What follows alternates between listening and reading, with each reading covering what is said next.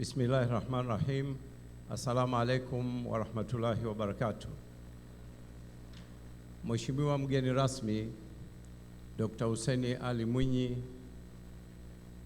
Rais wa Zanzibar na mwenyekiti wa Baraza la Mapinduzi, mama yetu Mama Mwinyi, Mama Aisha, viongozi wa serikali mliohudhuria, mashehe wote na viongozi wa dini, watendaji wa taasisi ya Aisha Sururu Foundation, wageni waalikwa, washiriki wa mashindano, mabibi na mabwana, vyombo vya habari wote kwa ujumla, assalamu alaikum warahmatullahi wabarakatuh. Awali ya yote, naomba nichukue fursa hii kumshukuru sana Mwenyezi Mungu Subhanahu wa Ta'ala kwa kutujalia kukutana katika mwezi mtukufu wa Ramadhani, mwezi wa Qur'an, mwezi wa rehma, mwezi wa msamaha na marekebisho ya nafsi.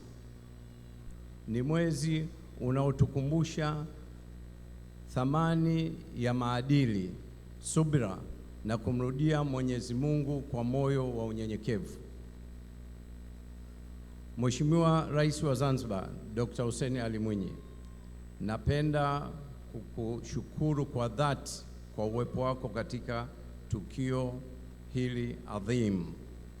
Uwepo wako ni si heshima tu kwa waandaaji na washiriki wa hafla hii, bali ni ujumbe mzito kwa taifa letu. Ni kwamba uongozi wa juu unathamini Qur'an, unathamini maadili, unathamini malezi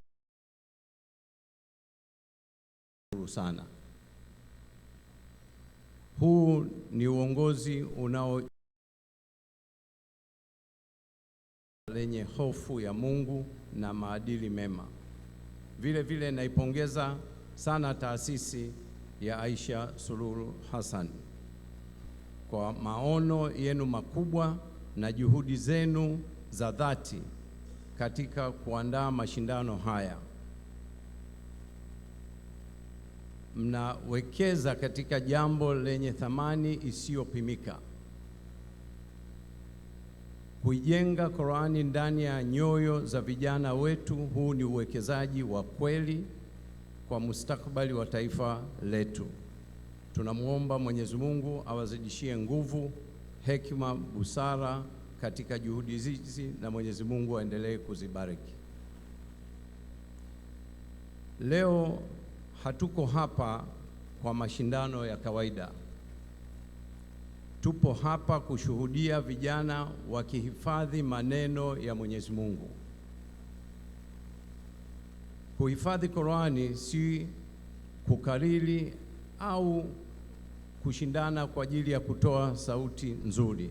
Ni kujenga nidhamu ya maisha, kujenga tabia ya uadilifu, kujenga hofu ya Mungu katika kila hatua ya maisha.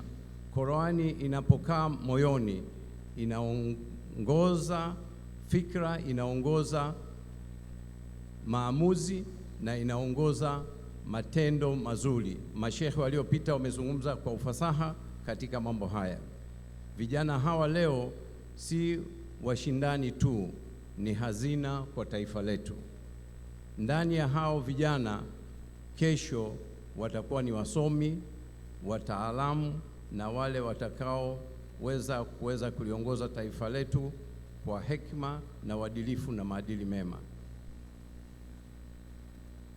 Naomba nichukue fursa hii kuwaambia washiriki wetu, ushindi wa kweli si ushindi wa kupata medali wala kupata zawadi. Hizi ni alama ya kutambua juhudi zenu kubwa mlizokuwa mmezifanya. Ushindi wa kweli ni kuwa na Qur'ani moyoni mwenu. Ushindi wa kweli ni kuishi kwa mujibu wa Qur'ani katika tabia zenu, katika maneno yenu na katika matendo yenu mtakayoishi nayo. Endeleeni kushikamana na Qur'ani, iwe mwongozo wenu katika maisha, iwe nuru kwenu katika maamuzi na iwe kinga kubwa kwenu dhidi ya maovu. Mwisho, tunamwomba Mwenyezi Mungu Subhanahu wa Ta'ala awabariki viongozi wetu, Mheshimiwa Rais wa Jamhuri ya Muungano wa Tanzania Dr. Samia Suluhu Hassan, Mheshimiwa Rais wa Zanzibar Dr. Hussein Ali Mwinyi, Makamu wa Rais, viongozi wote wa serikali kwa ujumla. Aibariki nchi yetu kuwa ya amani, umoja na mshikamano kwa upendo wa kiroho na wa kweli. Mwenyezi Mungu awajalie washiriki wote wetu wapate wepesi, umakini na mafanikio ya duniani na kesho akhera. Asanteni sana kwa kunisikiliza. Assalamu alaikum wa rahmatullahi wa barakatuh.